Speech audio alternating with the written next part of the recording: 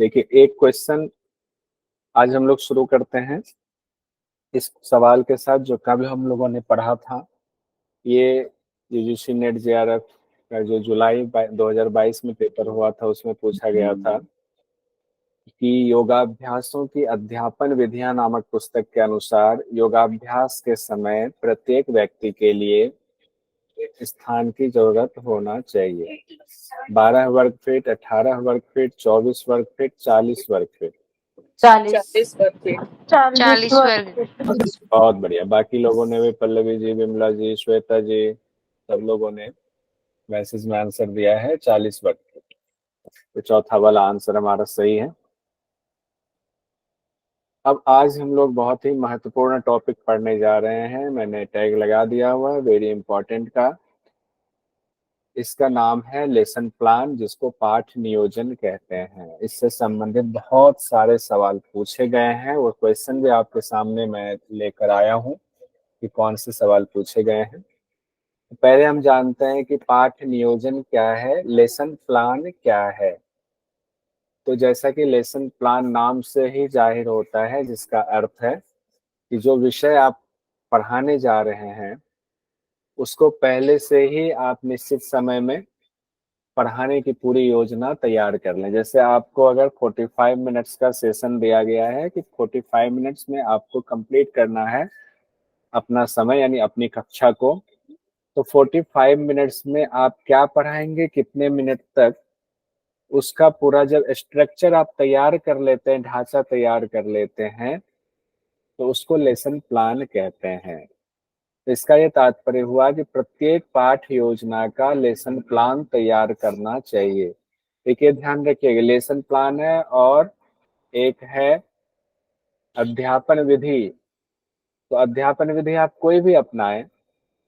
अगर अध्यापन विधि कोई भी अपना रहे, मान लीजिए लेक्चर विधि अपना रहे हैं और आपको 2 घंटे का समय दिया गया, 2 घंटे के हिसाब से आपको पाठ नियोजन लेसन प्लान तैयार करना होगा। अगर 45 मिनट्स का है तो 45 मिनट्स के हिसाब से करना होगा। 1 घंटे का दिया गया तो 1 घंटे के हिसाब से आपको लेसन प्लान तैयार करना होगा। अब लेसन प्लान की शुरुआत कैसे करें, उसके बाद क्या करें, पूरे लेसन प्लान को कितने भाग में बांटें, ये सारा कुछ हम लोग लेसन प्लान में पढ़ने वाले हैं। पूरा प्रोसेस देखें उससे पहले हम ये जानते हैं कि लेसन प्लान के लाभ क्या होते हैं। तो लेसन प्लान इसलिए जरूरी है कि जो टीचर है उसको अपने विचार को एक स्ट्रक्चर में ढालने में सहायता मिलती है। उनके अपने विचार को संरचना में या गठित करने में सहायता मिलती है। उनको ये नहीं सोचना पड़ता है कि इस सब्जेक्ट के बारे में हमारी कौन सी धारणा होनी चाहिए, कैसे पढ़ाएंगे, क्या बोलेंगे। तो ये पहले से ही उनका तय हो जाता है जब आप लेसन प्लान तैयार कर लेते हैं। और जब आपका लेसन प्लान तैयार है तो क्या होता है, आपका आत्मविश्वास, आपका कॉन्फिडेंस बढ़ जाता है। आपको ये नहीं सोचना पड़ता है कि अरे कल गए क्या पढ़ाना है, क्या पढ़ाना है, क्या बोलना है, क्योंकि आपने पहले से बना रखा है तो आपका आत्मविश्वास बढ़ा हुआ है। दूसरा ये है कि फिर आप उस टॉपिक से इधर उधर की बातें नहीं करेंगे, टू द पॉइंट बात करेंगे, यानी मार्ग विचलन से बचते हैं। मार्ग विचलन का मतलब कि आप उसी टॉपिक के इर्द गिर्द ही रहेंगे, उसी टॉपिक पर रहेंगे, उससे आप विचलन नहीं होगा, इधर उधर की बातें आप करके समय को नहीं बर्बाद करेंगे। और क्या लाभ है, अध्यापन प्रक्रिया और उद्देश्यों को मन में बनाए रखने में सहायता मिलती है। जब पहले से आपको टॉपिक पता है, पहले से आपने लेसन प्लान तैयार कर लिया है, तो आपको उद्देश्य अपना पता है कि हमारा क्या उद्देश्य है, ये मन में पूरा पता है। और अध्यापन, कौन सी अध्यापन विधि हम इस्तेमाल कर रहे हैं, ये भी आप पहले से तय कर लेते हैं। चूंकि आप लेसन प्लान बना रहे हैं तो उसका लाभ ये होता है कि आवश्यक सामग्री, यानी क्लास के दौरान जो जो सामग्री की जरूरत होगी, प्रोजेक्टर की जरूरत है या हमें कोई मैप की जरूरत है, कोई डेमो की जरूरत है, तो वो सब हम पहले से ही कर लेते हैं, जो भी सामान की हमें जरूरत होती है। अंत समय में जो भागम भाग होती है या मैनेजमेंट को बोलते हैं, उस चिंता से हमें मुक्ति मिल जाती है। और साथ ही भविष्य में अगर कुछ उसमें एक्स्ट्रा जोड़ना है या भविष्य में और कोई क्लास है, तो पहले वाले लेसन प्लान से भविष्य की योजनाओं में मदद मिल जाती है।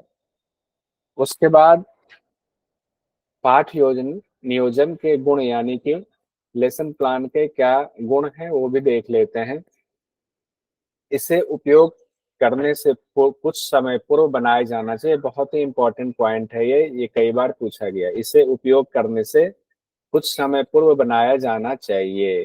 अब कैसे क्वेश्चन पूछा गया वो आपको नीचे अभी बता रहा हूँ। पाठ योजना स्पष्ट और विस्तृत होना चाहिए। जो पाठ योजना आपने तैयार किया है वो तो साफ साफ होना चाहिए, स्पष्ट होना चाहिए और डिटेल में होना चाहिए। वैयक्तिक भिन्नता का विचार करके बनी हुई होनी चाहिए। पाठ योजना में और क्या चीजों को देखना है, पाठ के उद्देश्यों का कथन हो, यानी कि जो पाठ योजना आप बना रहे हैं उसमें आप जरूर बताएं कि ये जो हम सब्जेक्ट पढ़ाने वाले हैं इसका उद्देश्य क्या है। क्रिया जो भी आप कराने वाले हैं, जो भी एक्सपीरियंस आप बताने वाले हैं, उसकी क्रमबद्ध तरीके से सीक्वेंस में उसकी जानकारी दें। आवश्यक सामग्री जो भी है उसकी सूची आप पहले से बना करके रखें और यौगिक अभ्यास से जुड़ी जो भी क्रियाविधि है उसका विवरण जरूर उसमें होना चाहिए। और पाठ के अंत में अध्यापक द्वारा जो टीका की जाती है, जो टिप्पणी की जाती है, वो जरूर उसमें फाइनल सारांश के रूप में टिप्पणी का प्रावधान होना चाहिए।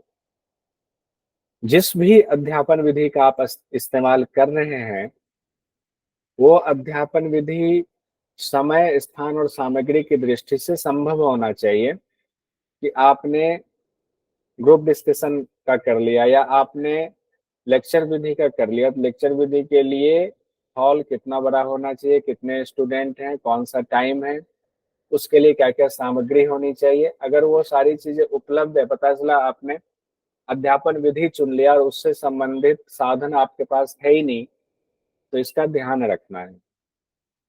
अध्यापक में किसी खास विधि को सही और रोचक तरीके से उपयोग करने की कुशलता भी होनी चाहिए। उसके बाद पाठ का तत्काल उद्देश्य क्या होता है और पाठ का जो पूरा उद्देश्य है उसमें तो सब कुछ ही सम्मिलित होता है, जितने भी पॉजिटिव चीजें होती हैं वो सम्मिलित होती हैं उसमें। फिर भी तत्काल उद्देश्य में क्या होता है, किसी यौगिक अभ्यास की प्रस्तुति और क्रियाविधि, इसका जो है तत्काल उद्देश्य होता है। यौगिक अभ्यास को प्रस्तुत कर दें, उसकी क्रियाविधि को हम बता दें, ये यौगिक पाठ का तत्काल उद्देश्य बताया जा रहा है। सहभागी जो छात्र हैं उसको अभ्यास इतना अच्छा लगे और इतने अच्छे से उसको समझा दे, उसके सारे फायदे, सारी क्रियाविधि, गुण लाभ बता दें कि उनका इंटरेस्ट जगे और भविष्य में भी उसको प्रेरणा मिले कि उस अभ्यास को करे और उस अभ्यास का लाभ उठा पाए। अब देखिए दिसंबर 2021 में क्वेश्चन पूछा गया, पाठ योजना का निम्न में से उद्देश्य क्या है। अब उद्देश्य हमने तत्काल का बताया, बहुत सारे उद्देश्य हो सकते हैं, इसमें से थोड़ा सा अनुमान लगाएं। कक्षा में अंतिम समय के दबाव को कम करना, कक्षा में शरारती छात्रों को समझाना, आधुनिक शिक्षा पद्धति के महत्व को समझाना। ध्यान रखिएगा बहुत अच्छे से, जो है और जो नहीं है दोनों पर ध्यान दीजिएगा। शिक्षण सामग्री में अधिक रुचि को दर्शाना, कक्षा को लक्ष्य केंद्रित बनाना। अब कौन कौन सा है, इसको दो तरीका, एक तरीका है कौन कौन सा नहीं है उसको भी आप चाहे तो हटा सकते हैं, और कौन कौन सा है अपने आप जो बच जाएगा वो है। जैसे ये है शिक्षण सामग्री में अधिक रुचि को दर्शाना, तो शिक्षण सामग्री में रुचि दर्शा करके क्या होगा, शिक्षण जो विषय वस्तु है उसका ज्ञान होना चाहिए और छात्रों को में उस विषय के प्रति जिज्ञासा जगानी चाहिए, उसको अच्छे से समझ में आ जाए। लेकिन ये वाला क्या, शिक्षण सामग्री में अधिक रुचि का दर्शाना कोई मतलब नहीं बनता है। आधुनिक शिक्षा पद्धति के महत्व को समझाना, ये महत्व समझाने के लिए हम थोड़ी आए हुए आधुनिक शिक्षा पद्धति के महत्व को समझाएंगे, ये नहीं है। ये चूंकि हमें तीन ऑप्शन लेना है, तीन अप्रोप्रिएट जो सबसे सटीक होगा वही तीन लेंगे। आधुनिक शिक्षा पद्धति के बारे में तो अलग से क्लास होती ही है, तो ये दो नहीं होगा। फिर हमारे पास क्या बच जाता है, कक्षा में अंतिम समय के दबाव को कम करना, इसीलिए पाठ यानी लेसन प्लान तैयार करना है। कक्षा में शरारती छात्र कोई हो तो वो उनको समझाना, ये भी उसमें शामिल होता है हमारा। और पांचवा जो है, कक्षा को लक्ष्य केंद्रित बनाए रखना, लक्ष्य विहीन नहीं होना चाहिए। तो एक, दो और पांच, सी वाला ऑप्शन एक, दो और पांच ये सही है। जुलाई 2022 में ये सवाल पूछा गया। योगाभ्यासों की अध्यापन विधियां नामक पुस्तक के मुताबिक एक अच्छी पाठ योजना के अनिवार्य तत्व हैं। इसे प्रयोग करने के ठीक पहले तैयार किया जाना चाहिए। इसे वैयक्तिक विभिन्नताओं का ध्यान रखना चाहिए। इससे शिक्षण के लिए परिवेश तैयार करने में मदद मिलती है। इसे पाठ के उद्देश्यों को पूरा करना चाहिए। इसे गलतियों का पता लगाने और सुधार को चिन्हित करने में मदद मिलती है। अब दिए गए विकल्पों में से सबसे उपयुक्त उत्तर का चयन कीजिए। आपको लग रहा होगा कि बहुत सारे सही हैं, लेकिन इसमें से हमें क्या करना है, सबसे उपयुक्त, सबसे लिखा हुआ ऐसे जो सबसे उपयुक्त है उसको चुनना है। इसे अनिवार्य तत्व है। इसे वैयक्तिक विभिन्नताओं का ध्यान रखना चाहिए। ये हम लोगों ने देखा हुआ था। अब बताइए कौन सा होगा, A C, B E, C E, B D. Sir B D. B D. देखिए इसमें आप कहेंगे कि बहुत दिक्कत हो रही है इसको चुनने में। सबसे जो सटीक है वो इसमें ये कहा गया, इसे वैयक्तिक विभिन्नताओं का ध्यान रखना और इसे पाठ के उद्देश्यों को पूरा करना चाहिए। अनिवार्य तत्व ये है दो चीजें। अब है हमारा जुलाई 2022 में ही पूछा गया, योगाभ्यास की अध्यापन विधियां नामक पुस्तक के अनुसार किसी लिखित पाठ योजना के लाभ है। अब पाठ योजना, लेसन प्लान कोई मन में तो तैयार करेंगे नहीं, लिखेंगे। तो लिखित पाठ योजना के क्या लाभ हैं, इसे प्रयोग करने से ठीक पहले तैयार किया जाना चाहिए। यह शिक्षकों को शिक्षण प्रक्रिया और उद्देश्यों को ध्यान में रखने में मदद मिलती है। यह शिक्षकों के आत्मविश्वास को बढ़ाती है और पाठ की दिशा में हो रही पढ़ाई से दूर जाने को रोकती है। यह विशिष्ट एवं विस्तृत होनी चाहिए। यह शिक्षक को उनके चिंतन को सुव्यवस्थित करने में मदद करती है। लाभ और इसमें गुण दोनों चीजों को दे दिया हुआ है। अब हमें आंसर में तीन चीजों को चुनना है, A B C, B C E, C D E, B C D. Sir ये बीसीई ठीक लग रहा है, बी जो होगा, ज्यादा एप्रोप्रिएट लग रहा है सर, बीसीई। BCD। क्योंकि लाभ बीसीई। लाभ वाली बात है, तो ये इसे ठीक पहले तैयार किया जाना चाहिए। लाभ में तो आएगा नहीं। यह शिक्षकों को शिक्षण प्रक्रिया और उद्देश्यों को ध्यान में रखने में मदद करती है, हाँ तो ये लाभ में आ गया। यह शिक्षकों को आत्मविश्वास को बढ़ाती है और इधर उधर जाने से रोकती है, to the point. B C, विशिष्ट, बीसीई सर। विशिष्ट में विस्तृत होनी चाहिए, ये गुण में आता है, ये लाभ नहीं है, ये गुण है। ठीक है, पहले तैयार किया जाना चाहिए, ये भी आप गुण में कह सकते हैं कि ये पहले तैयार, आपकी तैयारी हो गई, लाभ नहीं है ये। तो ए और डी जो है ये लाभ की श्रेणी में नहीं आता है। तो यह शिक्षक को उनके चिंतन को सुव्यवस्थित करने में मदद करती है, ये लाभ में आ जाता है। बाकी ये एक और भी आपके आगे गुण में, तो बी सी और ई, बी सी और ई सही आंसर है। देखें सर इसमें ये चीज लग रही है कि पाठ योजना का मतलब है जो शिक्षक को बेनिफिट दे, उसके आधार पे आंसर देना है इसमें। हाँ, लाभ इसलिए लिखा हुआ है ना, लाभ। शिक्षक लेसन प्लान तो अपने लिए तैयार कर रहा है। हाँ सर, इसीलिए सारे आंसर जो है वो शिक्षक के, मतलब जो शिक्षक, हाँ, शिक्षक को। हाँ। हमने जब इसका थ्योरी पढ़ा उसमें शिक्षक के से ही रिलेटेड करके दिया हुआ है कि आपकी शिक्षण व्यवस्था अच्छी रहेगी। अच्छा, अब देखिए ये अब बहुत बढ़िया क्वेश्चन है कि कई बार पूछा गया है, 2017 में भी पूछा गया, बाद में भी पूछा गया था। प्रभावोत्पादक शिक्षण के लिए योग पाठ योजना को कब तैयार किया जाना चाहिए? कक्षा से एक सप्ताह पहले, कक्षा से ठीक पहले, कक्षा से एक दो दिन पहले, कक्षा की समाप्ति के बाद। तो अच्छा से पहले। हाँ, तो हम लोगों ने पढ़ा कक्षा से ठीक पहले। अब सवाल ये है कि कक्षा से एक दो दिन पहले भी लगता है कि ये भी तो ठीक है, एक दो दिन पहले भी हमने कर लिया तो क्या दिक्कत है। लेकिन जो उस पुस्तक में लिखा हुआ है ना, वो यही सेंटेंस लिखा हुआ कक्षा से ठीक पहले। अगर मान लीजिए वहां ऑप्शन में 2024 में आपके आ रहा है क्वेश्चन, वहां कक्षा से ठीक पहले नहीं है अगर ऑप्शन, तब ये कक्षा से 1-2 दिन पहले वाला आंसर अप्रोप्रिएट माना जाएगा। लेकिन अगर ये आंसर दिया हुआ है तो उस पुस्तक में यही लिखा हुआ है शब्द सह वाक्य में कि कक्षा से ठीक पहले पाठ योजना को, लेसन प्लान को तैयार किया जाना चाहिए। तो ये आंसर ठीक होगा। अब देखिए पाठ नियोजन कैसे किया जाए, क्या क्या उसके अंग हैं, क्या पहले क्या बाद में लेंगे, अब उसको देखना जरूरी है। फिर इससे संबंधित सवाल हम लोग देखेंगे। अब ज्यादा क्लास हमारी बची नहीं है इसकी, तो इसको अच्छे से देखिए। सबसे लास्ट वाला सबसे इंपॉर्टेंट है।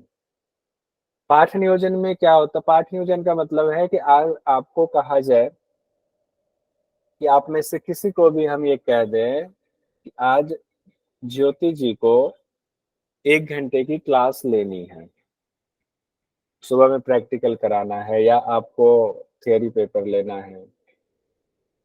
तो आप जब क्लास कराने आएंगे तो हम लोगों ने पहले पढ़ा हुआ है इसी में कि सबसे पहले जब आप कोई चीज बोलने वाले हैं तो ये ध्यान रखेंगे कि सबका ध्यान आपकी तरफ ही हो। सब लोग आप में ही रुचि ले रहे हैं, आपकी तरफ ही देख रहे हैं, चुप हैं, और सब में जिज्ञासा इंतजार कर रहे हैं कि आप क्या बोलने वाले। लेकिन वो माहौल कैसे तैयार होगा? तो वो तैयार पाठ नियोजन में बताया गया कैसे तैयार होगा, लेसन प्लान में बताया गया। तो वातावरण का निर्माण कैसे हो कि सबका ध्यान आपकी तरफ ही हो। तो कक्षा की शुरुआत शांतिपूर्ण वातावरण में प्रारंभ होना चाहिए। पहले तो बिल्कुल शांत हो, और पहले आप सबसे पहले क्या करेंगे, सबको पंक्तिबद्ध या जितनी संख्या है उस संख्या के हिसाब से और जगह को देखते हुए आप उनको, छात्रों को उपयुक्त संरचना में बिठा लेंगे। और संरचना में जब सभी बैठ गए तब आप क्या करेंगे, कहेंगे अब किसी भी ध्यानात्मक धारणात्मक में आसन में स्थिर होकर बैठ जाएं, और फिर आप कोई प्रार्थना कराएंगे उनको। कोई छोटी प्रार्थना या कई जगहों पर 2-3 प्रार्थना करा दी जाती है, अच्छा लगता है। जब आप खुद से प्रार्थना करा रहे होते हैं तो उस समय जो लोग प्रार्थना कर रहे होते हैं, स्टूडेंट आपके साथ साथ, उनका पूरा मन मस्तिष्क आपसे जुड़ जाता है। वो आपसे साइकोलॉजिकली जुड़ जाते हैं। इसीलिए शिक्षक को कोशिश ये करनी चाहिए कि खुद से ही प्रार्थना करवानी चाहिए शुरुआत में। ये बहुत बड़ा साइंस है, ध्यान रखिएगा। मनोदशा बिल्कुल अब ऐसी बन गई कि अब आपके ऊपर ध्यान हो गया। तो अब आपने क्या किया, शांतिपूर्ण और प्रार्थनामय वातावरण से उनके प्रति उनमें एक सकारात्मक ऊर्जा पैदा कर दी।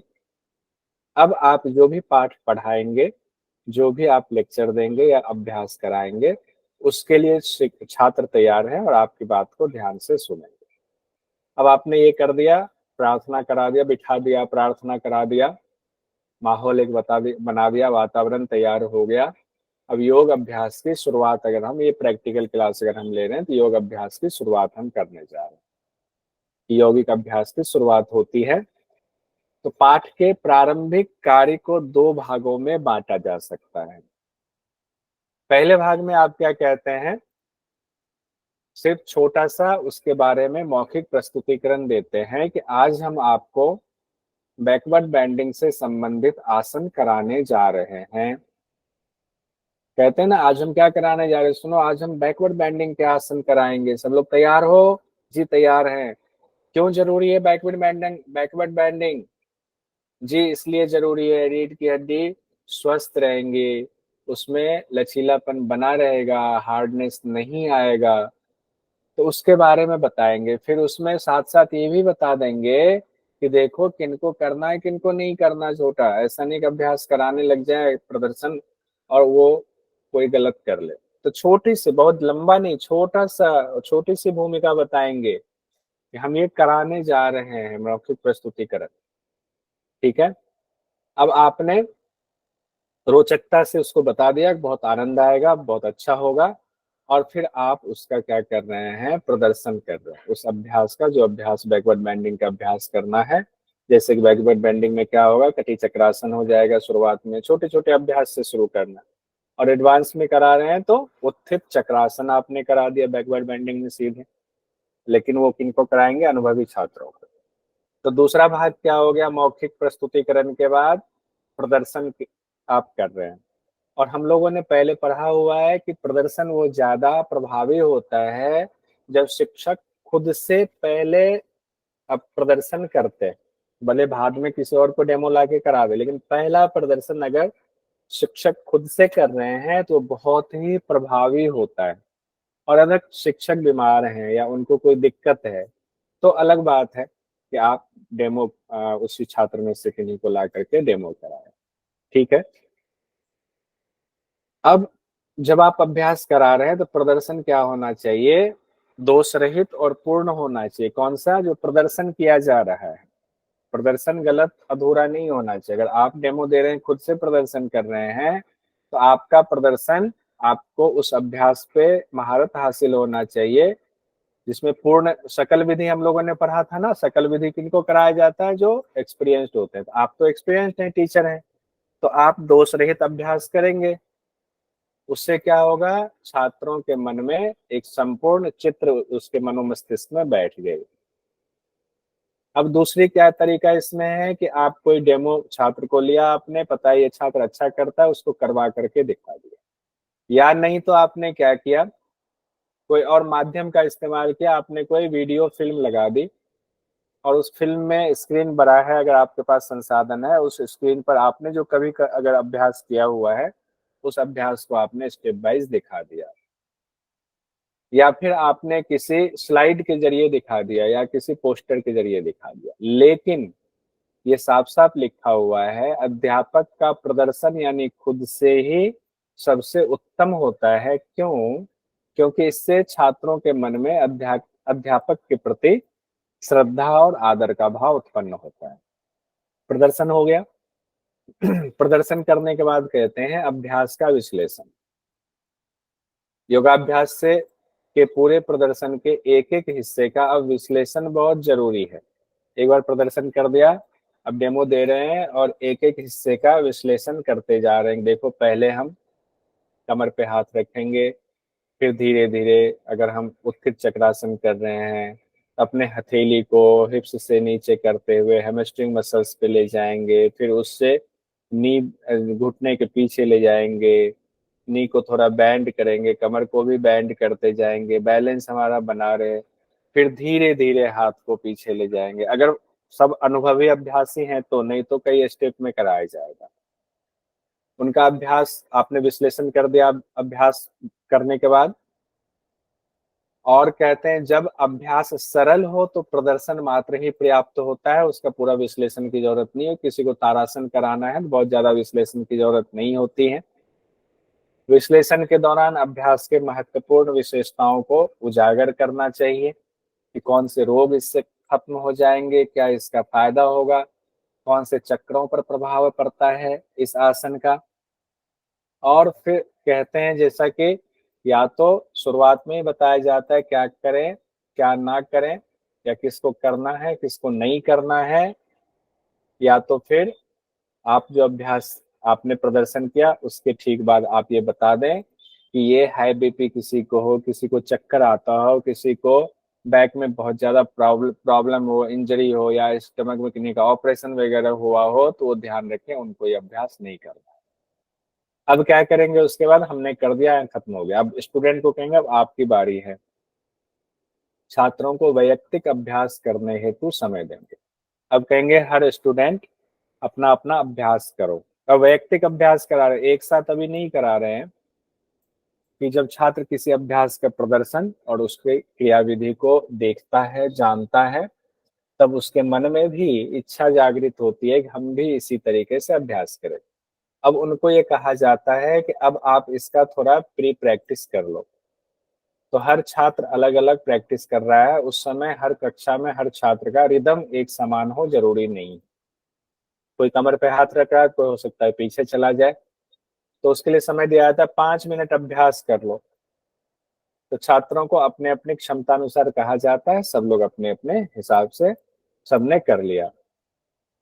अब उस दौरान जब 5 मिनट के लिए आपको कहा गया कि आप व्यक्तिगत अभ्यास करें, तो ऐसा नहीं कि उस दौरान टीचर जी जो है अपना बैठ जाएंगे, मोबाइल देखने लगेंगे या कहीं चले जाएंगे। नहीं, जब छात्र अपना व्यक्तिगत अभ्यास भी कर रहा है, उस समय भी अध्यापक सब पर नजर बनाए हुए है, कहाँ किसको दिक्कत हो रही है, कहाँ त्रुटि रह जा रही है, किस छात्र को करने से, किस तरीके से करने से उसको नुकसान हो सकता है, कहीं अभ्यास गलत तरीके से तो नहीं कर रहा है जो हमने बताया। इन सब चीजों को ऑब्जर्व करना पड़ता है, एक साथ सबको देखना पड़ता है, और उन अशुद्धियों पर उनका ध्यान जो है खींचते हैं टीचर, और उनको कहते हैं नहीं ये तुम गलत कर रहे हो, इसको ठीक करो। फिर दूसरे स्टूडेंट के पास चले जाते हैं, कई बार ग्रुप में बांट देते हैं, दो दो तीन तीन के, एक ग्रुप में बांट दिया और एक को सही करा दिया, करेक्शन करा के दूसरे ग्रुप के पास पहुंच जाते हैं। उसी को आगे कहा गया समूह अभ्यास। व्यक्तिक अभ्यास के बाद समूह अभ्यास कराया जाता है, एक एक को करवा के। अब समूह में बांट दिया कि अब तीन तीन के या चार चार के समूह में अभ्यास करो, या दो दो के समूह में अभ्यास करो, ये निर्देश दे दिया, वहां भी करेक्शन वो कराते जा रहे हैं। ये डिपेंड करता है कौन सा अभ्यास करा रहे हैं। जरूरी नहीं कि स्टेप्स सब में फॉलो होगा कि सब में ग्रुप अभ्यास कराया ही जाए। अब तारासन है, तारासन में क्या सब में ग्रुप अभ्यास कराया जाएगा, लेकिन अगर उत्थित चक्रासन है तो ग्रुप अभ्यास होगा, शीर्षासन का अभ्यास करा रहे हैं तो ग्रुप अभ्यास होगा, स्प्लिट का अभ्यास करा रहे हैं तो ग्रुप अभ्यास होगा। अब अशुद्धि का सुधार है, अब ग्रुप अभ्यास के बाद अशुद्धि के सुधार की बात आएगी कि समूह में अभ्यास के दौरान भी अगर अशुद्धियां रह जाती हैं, उन पर भी गौर किया जाता है, तो उनको देख करके सबको बता दिया टीचर ने कि आपकी ये कमी है, आपकी ये कमी है, इसको ऐसे करना, ये करना है। और अगर किन्हीं का ठीक हो रहा है उनको बता दिया, उनको भी प्रोत्साहित कर दिया, आपका अच्छा हो रहा है, बहुत बढ़िया है, कीप इट अप, अच्छा कर रहे हो। और जिनका खराब हो रहा है उन पर तो ध्यान केंद्रित किया ही। ग्रुप के दौरान भी व्यक्तिगत, क्योंकि एक ही ग्रुप में चार लोग हैं, तीन अच्छा कर रहे, हो सकता है खराब कर रहे, तो उस दौरान भी व्यक्तिगत क्षमताओं का ध्यान रखा जाना चाहिए, क्षमताओं का भी, त्रुटियों का भी। उसके बाद क्या है, निर्देशन कार्य। कि सामूहिक अभ्यास के दौरान जब निर्देश दिए जाते हैं, तब यह ध्यान रखा जाए कि अभ्यास के क्रम को बताना चाहिए कि अब ये करें, इसके बाद ये करें। आदेशों और निर्देशों को बहुत धीरे धीरे और लयबद्ध तरीके से करना चाहिए। यहाँ दो चीजें आ गई, व्यक्तिगत अभ्यास के बाद समूह अभ्यास। समूह अभ्यास में या तो छोटे छोटे समूह बनाकर करेंगे, या पूरे ग्रुप को एक साथ कहेंगे कि अब आपने व्यक्तिगत अभ्यास किया, अब चलो सब एक साथ करके दिखाओ। तो समूह अभ्यास एक साथ भी हो गया। उस दौरान अशुद्धि भी हमने देख लिया, अशुद्धि भी सुधार करा दिया। उस दौरान निर्देशन कार्य भी हमारा हो रहा है। निर्देशन मतलब हम ये कहते हैं चलो एक साथ अभ्यास करें, तो ऐसा थोड़ी जब सब शुरू हो जाएंगे जैसे तैसे, कहेंगे चलो दोनों पाँव मिलाएं, सम स्थिति में खड़े हो जाएं या योग स्थिति में खड़े हो जाएं, दोनों हाथों को धीरे धीरे सामने लेकर जाएं, दोनों हाथों को कमर के पीछे रखें। जो भी अभ्यास करा रहे हैं उस अभ्यास से रिलेटेड जो भी स्टेप्स हैं, उस स्टेप्स को कौन बोलते जाएंगे, शिक्षक बोलते जाएंगे। कैसे बोलते जाएंगे, तो लयबद्ध तरीके से बोलते जाएंगे, धीरे धीरे बोलते जाएंगे, जल्दी से नहीं, कोई जल्दबाजी नहीं, कोई झटका नहीं। सबको कहेंगे अपनी क्षमतानुसार अभ्यास करो, और अपनी क्षमतानुसार के साथ साथ बिना झटका दिए अभ्यास करो, ताकि आपके मसल्स में टियर ना हो, आपके मसल्स में कोई दिक्कत ना हो। अब ये करवाने के बाद फिर भी कमी रह जाती है, फिर भी कमी रह गई, तो प्रदर्शन पुनरावृत्ति का अभ्यास होता है। अब कहते हैं आप लोगों ने किया, फिर भी गलत कर रहे हो, चलो एक बार मैं फिर से दिखा देता हूं। तो फिर से किया गया, त्रुटियों को बता दिया, और प्रदर्शन पुनरावृत्ति जो है फिर से एक बार करवा दिया। हम खुद से करवा दें या डेमो दे करके करवा दें, और उसमें कह दिया कि ये गलतियां आपसे हुई थी, ये देखो ये गलती अब मत करना। ये हो सकता है शिक्षक खुद से करके दिखा दे, या कोई डेमो किसी को लेकर के दिखा दे। उसके बाद उनको बोले कि अब अभ्यास पुनरावृत्ति, त्रुटि को हमने दोबारा बता दिया, फिर से हम अभ्यास कर रहे हैं, पुनरावृत्ति फिर से हम कर रहे हैं। समूह द्वारा क्रियाविधि को फिर से दोहराया जाए। जो गलतियां हुई हैं फिर से टीचर द्वारा या किसी एक छात्र से प्रदर्शन करवाना चाहिए। इस दौरान मुख्य तथ्यों को साफ किया जाना चाहिए। अब ये जो लेसन प्लान आ रहा है, कुछ चीजें रिपीट हो रही है, आप देख रहे हो।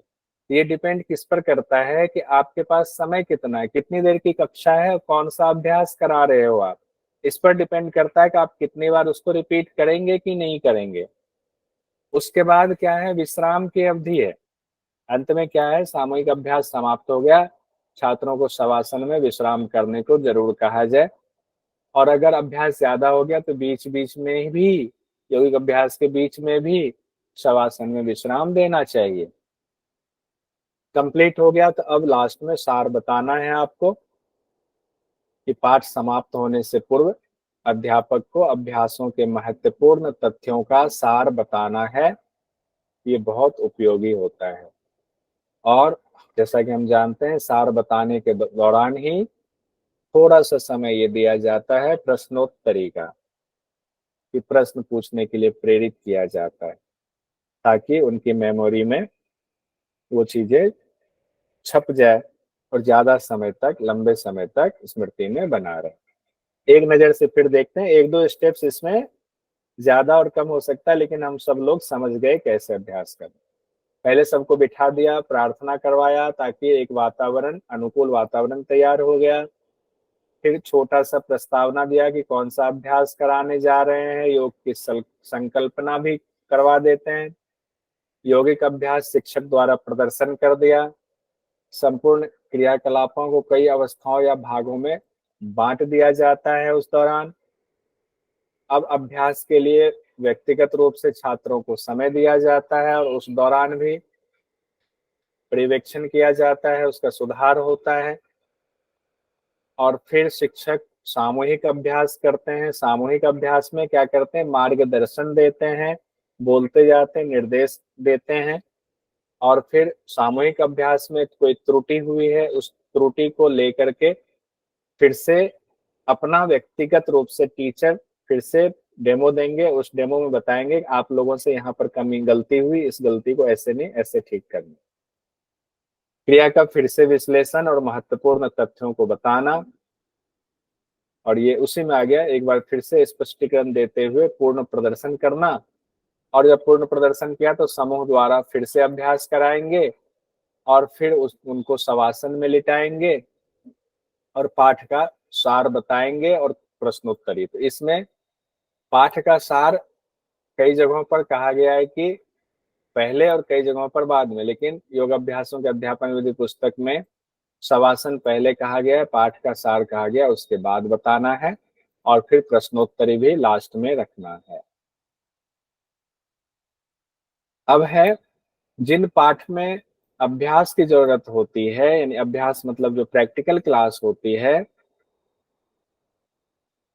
उसमें बहुत सारे क्रियाविधियों में से अर्थपूर्ण अभ्यास को ही चुना जाता है। बहुत सारे अभ्यास नहीं कराए जा सकते हैं, क्योंकि बहुत सारे अभ्यास कराएंगे, डेमो देंगे, फिर प्रदर्शन कराएंगे, तब क्या होगा, समय ही खत्म हो जाएगा। तो हम उसमें से योग अभ्यास के जो समूह होते हैं, योग अभ्यास के समूह कौन से होते हैं, बैठकर किए जाने वाले आसन, लेट कर किए जाने वाले आसन, पीठ के बल, पेट के बल वाले आसन, खड़े होकर करने वाले आसन, बैकवर्ड बेंडिंग, फॉरवर्ड बेंडिंग, इसको कहते हैं योग अभ्यास के समूह। तो आप समूह चुन लेते हैं, आज हम फॉरवर्ड बेंडिंग कराने जा रहे हैं, या आज हम बैकवर्ड बेंडिंग कराने जा रहे हैं, या आज हम पेट के बल वाले आसन कराने जा रहे हैं, आज पीठ के बल वाले आसन कराने जा रहे हैं। सुपाइन पोस्चर या प्रोन पोस्चर उसको बोलते हैं।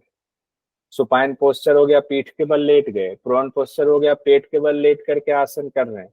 ये योग अभ्यासों के समूह होते हैं। समूह कई तरीके से बनाया जा सकता है, जैसे कि पवन मुक्त आसन के समूह हो गए, जैसे कि आपके पद्मासन के कई हो गए। पद्मासन सिंपल हो गया, उत्थिष्ट उत्थिष्ट पद्मासन हो गया, सुप्त पद्मासन हो गया, पीछे भी आप लेट करके पद्मासन कर रहे हैं। तो योग अभ्यासों का समूह बनाना है समय को ध्यान में रखते हुए। और उसमें और किन बातों का ध्यान रखना है, प्रगमन के सिद्धांतों को ध्यान में रखना है। प्रगमन का सिद्धांत क्या है, कोई बता सकते हैं? 2 पॉइंट इसमें बहुत इंपॉर्टेंट है प्रगमन के सिद्धांत में, कोई बता सरल सकते? से कठिन की तरफ, कठिन से अभ्यास की तरफ। ठीक है, बहुत सुंदर। प्रगमन के सिद्धांत में 2 पॉइंट है, सरल से कठिन की तरफ ज्ञात से ज्ञात से अज्ञात की अज्ञात तरफ। ज्ञात से अज्ञात। ठीक है, इसको डिटेल बताने की जरूरत नहीं है, पहले हो चुका है। उसके बाद है यौगिक अभ्यास का सेट तैयार जब हम करते हैं तो तान यानी टोन, शिथिलीकरण, श्वसन विधियां और ध्यान का उपयोग किया जाता है। अगर मान लीजिए कि अब हमने सब अभ्यास बता दिया हुआ है आपको अच्छे से, या हम कराने भी जा रहे हैं, तो हम इस बात का ध्यान रखेंगे कि मसल्स में खिंचाव प्रॉपर बना रहे। ऐसे कुछ आसन ले लें, शिथिलीकरण के एक दो आसन ले लेंगे, उसके बाद श्वसन विधि यानी कि प्राणायाम के एक दो अभ्यास ले लेंगे और ध्यान का ले लेंगे। इससे क्या होगा, हमारा पूरा सेशन कंप्लीट हो जाएगा, हमारा एक सेट तैयार हो जाएगा आधे घंटे या एक घंटे का। तान वाले में कौन सा आएगा, इसमें आएगा जो मेहनत करने वाले आसन है वो आएगा तान वाले में, जिसको कि जब हम लोगों ने श्रेणी बांटी थी आसनों की, तो कितनी श्रेणी में बांटा था हम लोगों ने? ध्यानात्मक था, 3 ध्यानात्मक था। श्रेणी में। हाँ, तो दूसरा वाला कौन सा था उसमें बताएंगे? संवर्धनात्मक। बहुत बढ़िया। तो संवर्धनात्मक में हम लोगों ने देखा था मसल्स में खिंचाव आना, खिंचाव, उसको स्ट्रेच देना, फिर उसको सिकोड़ना ताकि टोन प्रॉपर बना रहे। तो यहाँ टोन से मतलब है संवर्धनात्मक आसन यहाँ कुछ रखना है, और फिर शिथिलात्मक आसन भी रखना है, और फिर उसका प्राणायाम और फिर ध्यान। तो आपका पूरा एक प्रोटोकॉल तैयार हो गया ये। ठीक है, किन्हीं का हैंड रेज है? शालिनी जी का। हाँ सर जी, मेरा ये क्वेश्चन था कि सार और क्वेश्चन आंसर में सर सार के बाद ही क्वेश्चन आंसर रखेंगे ना? हाँ, सार के पहले सार बता देंगे फिर क्वेश्चन आंसर रखें। ठीक है सर। ठीक है, अब ये देखिए 2019 दिसंबर में क्वेश्चन पूछा गया है। योगाभ्यासों की अध्यापन विधि पुस्तक के मुताबिक पाठ योजना के अनुसार क्रम बताइए। पाठ का प्रस्तुतिकरण, वैयक्तिक अभ्यास, प्रश्न उत्तर, समूह अभ्यास। हाँ, कितना सुंदर है, 4 चीजें दिया गया और सीक्वेंस। इसको जरा सजाइए तो 2-3 भी आप कर लेंगे तो अच्छे से समझ में आ जाएगा। सर एक ऑप्शन और है क्या, डी ऑप्शन? व्यक्ति के बाद समूह अभ्यास आएगा। 4 ही है। सर डी ऑप्शन नहीं दिखाई दे रहा है सर। ए बी सी, अच्छा डी ऑप्शन ये। हाँ सर, ये डी ऑप्शन होगा। 1 2 4 3, 1 2 4 3। अच्छा, ये छुपा हुआ था, मेन वाला छुपा हुआ था, इसीलिए आपने कहा। पाठ का प्रस्तुतिकरण, फिर उसके बाद वैयक्तिक अभ्यास, फिर उसके बाद समूह अभ्यास, और लास्ट में प्रश्न उत्तर वाला। तो 1 2 4 3 डी वाला आंसर सही है। सभी लोगों का सही है, मैसेज में भी सब लोग जवाब दे रहे हैं। बहुत बढ़िया, रिया जी, श्वेता जी, बहुत सुंदर। अब देखिए 2021 में एक क्वेश्चन पूछा गया। योगाभ्यासों के अध्यापन विधिया पुस्तक के अनुसार योगाभ्यास कक्षा के निम्नांकित चरणों को कक्षा के प्रारंभ से समाप्ति के क्रम में सुव्यवस्थित करें। वही बात है, बस उसी को थोड़ा सा लंबे वाक्य में कह दिया गया। पहला है प्रश्नोत्तर, दूसरा है समूह अभ्यास, तीसरा है वैयक्तिक अभ्यास, चौथा है विश्राम, पांचवा है बैठने की व्यवस्था। पहला क्या होगा ये बताइए? बैठने बैठने की व्यवस्था। हाँ, तो पांचवा हो गया, बैठने की व्यवस्था से शुरू करेंगे। व्यक्तिक अभ्यास, फिर ऑप्शन ए ही होगा। उसके बाद वैयक्तिक अभ्यास। तो 5 हो गया, 3 हो गया, 2 हो गया, 4 हो गया, 1 हो गया। 5 3 2 4 और 1, ये ए वाला ही लग रहा है, यही वाला। हाँ, यही सही है, ए वाला सही है। ठीक है, यही सही है। सब लोग, किन्हीं को कंफ्यूजन तो नहीं है इसमें? बताइए। बिमला जी ने कहा ए बिल्कुल सही। किन्हीं को कंफ्यूजन हो जरूर बताएं। मेघा जी, कोई कंफ्यूजन तो नहीं? नहीं सर, समझ में आ गया। ज्योति जी? नहीं सर, समझ में आए। कीर्ति जी? सर आ गया समझ में। संतोष जी? संतोष जी नहीं जवाब देते, जनरली नहीं देते, बहुत व्यस्त रहते हैं। कोई बात, व्यस्तता अच्छी चीज। योगाभ्यासों की अध्यापन विधि पुस्तक के मुताबिक यौगिक अभ्यास की शुरुआत कैसे करें? शवासन से, प्रार्थना से, प्राणायाम से, खिंचाव वाले आसन से? प्रार्थना से। प्रार्थना से। बहुत सिंपल है। योग अभ्यास के लिए वातावरण कैसा होना चाहिए? शांतिपूर्ण, किसी भी वातावरण में शांतिपूर्ण माहौल जरूरी है। शांतिपूर्ण। कई बार ऐसे भी एकदम सामान्य से, बहुत सामान्य से सवाल पूछ लिया जाता है। कक्षा के शुरुआत में किसी यौगिक अभ्यास का प्रदर्शन तब बेहतर माना जाता है जब प्रदर्शन छात्र द्वारा किया जाता है, शिक्षक द्वारा, किसी और साधन का इस्तेमाल, इनमें से कोई नहीं। शिक्षक द्वारा किया जाता है। शिक्षक द्वारा किया जाता है। शिक्षक द्वारा किया जाता ये बड़ा इंपॉर्टेंट था, शिक्षक द्वारा किया जाता। योग अभ्यासों का समापन कैसे करना चाहिए? विश्रांति देने वाले शिथिलात्मक आसन से, प्राणायाम से, ध्यानात्मक आसन से, इनमें से कोई नहीं। विश्रांति देने वाले शांति देने वाले शिथिलात्मक आसन। अगर इसमें कूट रहेगा तब तो पहला तीसरा आएगा, अगर कूट नहीं है तो एक जो सबसे सटीक है उस पर आंसर में टिक लगेगा, विश्रांति देने वाले से। अब आएंगे ध्यान का पाठ नियोजन कैसे किया जाए। ये हो जाएगा, ध्यान वाला हो जाएगा। अगर आपको कहा जाए कि आपको मेडिटेशन पर लेसन प्लान बनाना है तो उसके बारे में यहाँ बताया गया। इससे संबंधित भी कई सवाल आते हैं, तो ध्यान से, इसको ध्यान वाला है तो इसको ध्यान से सुनिए। ध्यान एक मानसिक क्रिया है, शारीरिक क्रिया तो ध्यान है नहीं। शारीरिक क्रिया में बस इतना ही, जो आपने आसन वगैरह किया है, स्थिरता आई है तो आप किसी ध्यानात्मक धारणात्मक आसन में बैठ जाएंगे। अब स्थिरता बनी हुई, अब मन से किसी एक जगह पर ध्यान को लगाना है, कोई ऑब्जेक्ट को लेकर के। अब वो जो ऑब्जेक्ट है वो बाह्य हो सकता है, आंतरिक हो सकता है, किसी चक्र पे हो सकता है, या फिर स्थूल ध्यान हो सकता है। अलग अलग तरीके का ध्यान का उपयोग चेतना की अवस्था को बदलने में किया जाता है। यूं तो यह एक धार्मिक अभ्यासों का अंग है, लेकिन आधुनिक युग में इसे चिकित्सा के लिए इस्तेमाल में लाया जा रहा है।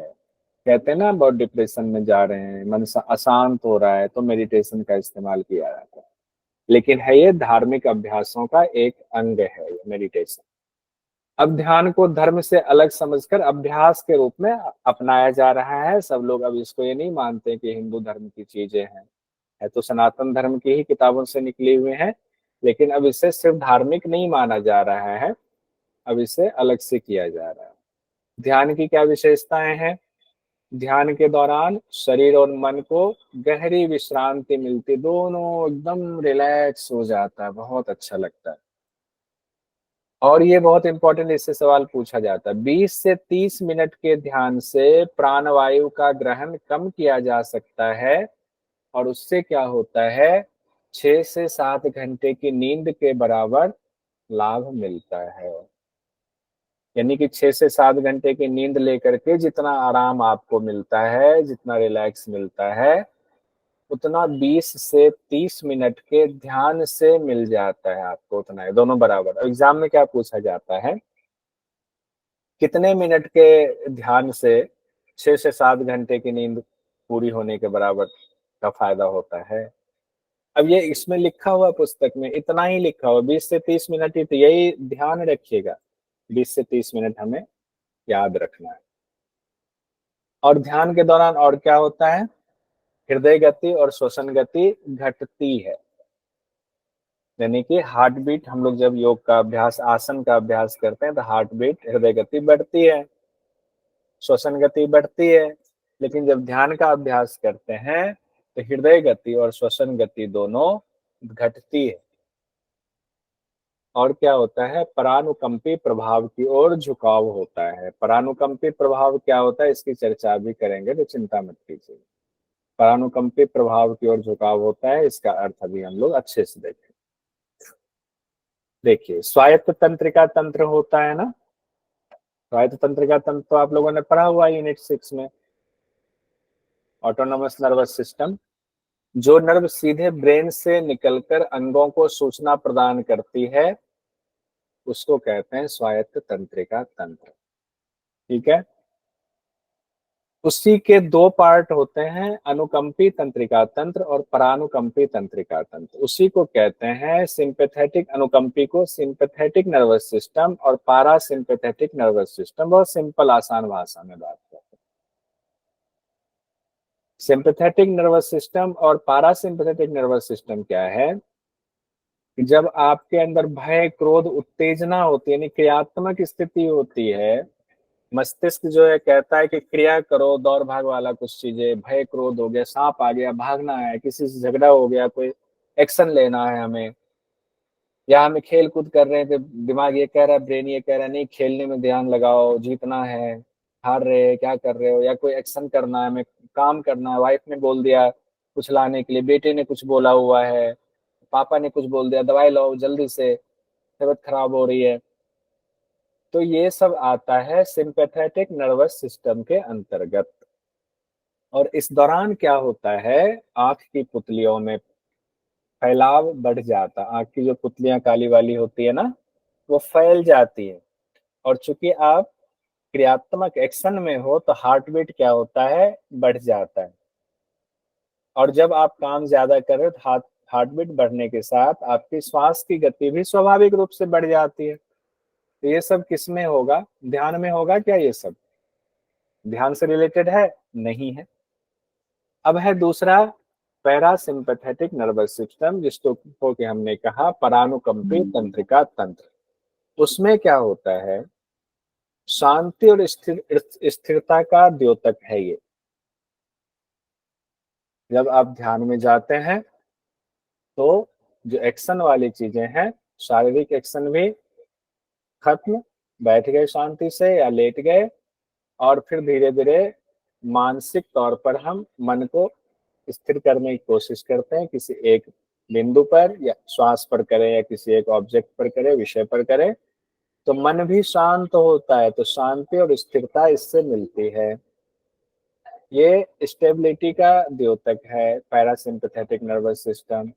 अब आंख की पुतलियां इसमें जो बढ़ी हुई थी आपकी, उसमें एक्शन में विश्राम के दौरान वो आंख की पुतलियां फिर से छोटी हो जाती हैं। हार्ट बीट आपका क्या होगा, बट ऑब्वियस है कि हार्ट बीट आपका नॉर्मल होते होते फिर धीरे धीरे एकदम थोड़ा सा और रिलैक्स मोड में आ जाएगा। आपकी श्वास की गति भी धीमी हो जाएगी।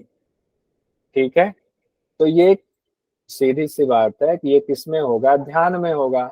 तो ध्यान के दौरान हम कहेंगे ना, पैरासिम्पैथेटिक नर्वस सिस्टम पर अच्छा प्रभाव पड़ता है, परानुकंपी प्रभाव की ओर झुकाव होता है, किस पे, पैरासिम्पैथेटिक नर्वस सिस्टम, इससे बेहतर होता है। ठीक है, इसीलिए हमने वहां लिखा था, अगर ध्यान के दौरान आ जाए तो देख लीजिएगा, सिंपैथेटिक नर्वस सिस्टम, पैरासिम्पैथेटिक दोनों का। ध्यान से क्या होता है, दुश्चिंता घटती है, गलत चिंता, खराब चिंताएं घटती हैं, पॉजिटिविटी बढ़ती है। ध्यान की अवस्था में अगर ईईजी कराया जाए, इलेक्ट्रोएन्सेफेलोग्राम, तो इसको कराने से पता चलता है, कई लोगों का इस पर रिसर्च हो चुका है कि ध्यान के दौरान चले गए कोई योग करने वाले, और फिर जो है उनका ईईजी किया गया, तो पता चला क्या कि उस दौरान ऊंचे अल्फा वेव्स पैदा हो रहे हैं। कौन से, अल्फा वेव्स। और बीच बीच में थीटा तरंगे पैदा होती हैं। ध्यान रखिएगा, एग्जाम में आता है, ये लाइन पूरा रट जाइए।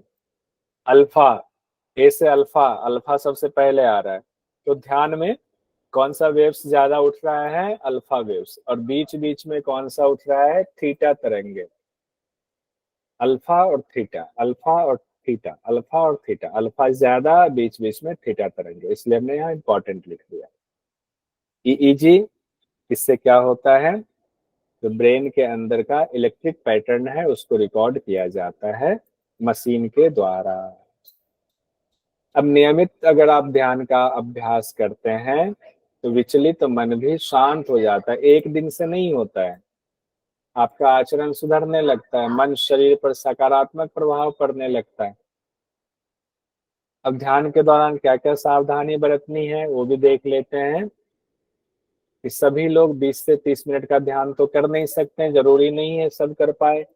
बहुत सारे लोग बहुत चंचल होते हैं, आप पहली बार कराने गए, उन्होंने कहा 5 मिनट में ही, कब नहीं होगा। तो ऐसे लोगों को जबरदस्ती ज्यादा ध्यान नहीं कराना चाहिए। ये इस पुस्तक में साफ साफ लिखा हुआ है कि ऐसे लोगों को ज्यादा ध्यान कराना हानिकारक हो सकता है। अधिक अभ्यास से अधिक लाभ का सिद्धांत यहाँ लागू नहीं हो सकता है। ऐसा आप सोचे कि ज्यादा देर तक ध्यान कराएंगे तो ज्यादा लाभ होगा, ये फॉर्मूला यहाँ लागू नहीं होता है। योग अभ्यासों की अध्यापन विधि पुस्तक में ये बात साफ साफ कही गई है। और ये पुस्तक किसकी है? कैवल्य धाम की ये पुस्तक है। कैवल्य धाम की है ना जी। प्रतिकूल मनोविकार वाले व्यक्ति में ध्यान के अभ्यास से काफी लाभ मिल सकता है। और क्या है कि स्वस्थ और स्थिर व्यक्ति है तो शुरुआत में आप बहुत लंबा ध्यान करा दिए, ये कराना ठीक नहीं है। उनको पहले जब सब कुछ ठीक है तो पहले आसन प्राणायाम वगैरह कराएं और उनको एक प्रोटोकॉल तैयार करके दे दें। साफ साफ निर्देश दिया गया है। स्वस्थ और स्थिर लोगों में लंबी ध्यानावस्था का अभ्यास प्रारंभ कराना बुद्धि नहीं है, बुद्धिमानी नहीं है। ये प्रारंभ शब्द दिया गया। इन समस्याओं से बचने के लिए ध्यान का अभ्यास मिताचार यानी थोड़ा थोड़ा, हम लोग मिताहार पढ़ते हैं ना, मिताहार में कहते हैं थोड़ा भोजन करें, मित आहार। उसी तरह मित आचार, आचार किसका? ध्यान का। कैसा होगा? तो धीरे धीरे थोड़ा थोड़ा करके ध्यान का अभ्यास कराएंगे और धीरे धीरे उसको बढ़ाएंगे। अब ध्यान का अभ्यास कराने से पहले कौन सा अभ्यास कराएंगे? तो कहते हैं खिंचाव युक्त वाले आसन कराएंगे, जिसको कहते हैं स्ट्रेचिंग वाले आसन कराएंगे। प्राणायाम कराएंगे, लयबद्ध श्वसन कराएंगे उनको। और शवासन से शिथिलीकरण की क्रिया, शवासन जैसी, मकरासन जैसी शिथिलीकरण की क्रिया कराएंगे। उसके बाद उनको ध्यान का अभ्यास कराएंगे। अब सवाल उठता है क्या कि किसी को प्रभावी ढंग से ध्यान कराया जा सकता है क्या, सिखाया जा सकता है क्या? तो कहते हैं कि ये तो आसान नहीं है, क्योंकि सबकी मनोवृत्ति अलग अलग होती है। दरअसल कम समय तक टिकने वाली ध्यान का भाव कई बातों पर निर्भर करता है कि साधक की जो कर रहे हैं उनकी स्थिति कैसी है, वातावरण कैसा है, ध्यान के लिए कौन से साधन का इस्तेमाल कर रहे हैं, इस पे डिपेंड करता है। तो हो सकता है कई बार आप सिखा रहे हो, आप ही का ध्यान नहीं लग रहा है, जिनको सिखा रहे हो उनका ध्यान ज्यादा लग गया। अब ध्यान सिखाने के लिए कौन सी विधि का इस्तेमाल करें, किन किन बातों का और ख्याल रखें? तो ध्यान सिखाने के लिए मधुर स्वर का इस्तेमाल करना चाहिए। बहुत मधुर स्वर होना चाहिए, लयबद्ध होना चाहिए। साथ ही सरल क्रिया विधि से ध्यान के लिए शांत वातावरण बनाने में मदद मिलती है। साधक की मनोदशा को देखते हुए और उनकी व्यक्तिगत क्षमता को देखते हुए कितना पहला दिन अभ्यास कराना है, यानी कितने समय तक अभ्यास कराना है, ये निर्धारण उनकी व्यक्तिगत क्षमता, उनकी मनोदशा के हिसाब से तय करना है। फिर धीरे धीरे अभ्यास को बढ़ाना है। इसीलिए उचित यही है कि ध्यान को यौगिक अभ्यासों के साथ कराना चाहिए, ना कि अलग से ध्यान की कक्षा लेनी चाहिए। पूरी ध्यान की कक्षा 1 घंटे की आपने लेना शुरू कर दिया, कोई परेशान आदमी है, तो ये एथिकली रॉन्ग है। क्यों? क्योंकि उससे दिक्कत हो सकती है, ऊपर हम लोगों ने पढ़ा। तो उनको बाकी यौगिक अभ्यास के साथ थोड़ा थोड़ा ध्यान कराएंगे, ताकि ध्यान अधिक प्रभावी और कम हानिकारक हो। ध्यान भी हानिकारक हो सकता है, इस पुस्तक में साफ साफ लिखा है।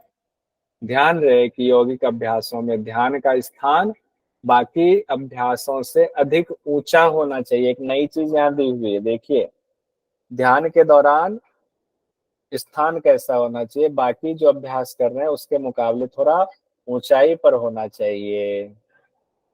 ये तो सभी यौगिक अभ्यास एक दूसरे के अनुपूरक हैं, एक दूसरे के सपोर्ट करते हैं। हर यौगिक अभ्यास कम या ज्यादा मात्रा में योगदान जरूर देता है एक दूसरे को। और क्या चीज का ख्याल रखना है?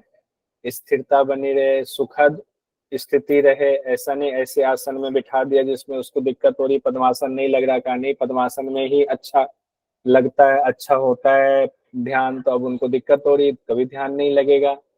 सिर को, ग्रीवा को, रीढ़ की हड्डी को सीधा, कहते हैं ना, कमर गर्दन सीधी करके बैठे, लयबद्ध श्वसन करवाते हैं। ये सब क्या होता है, ध्यान कराने से पहले कराते हैं, ध्यान में सहायक होता है।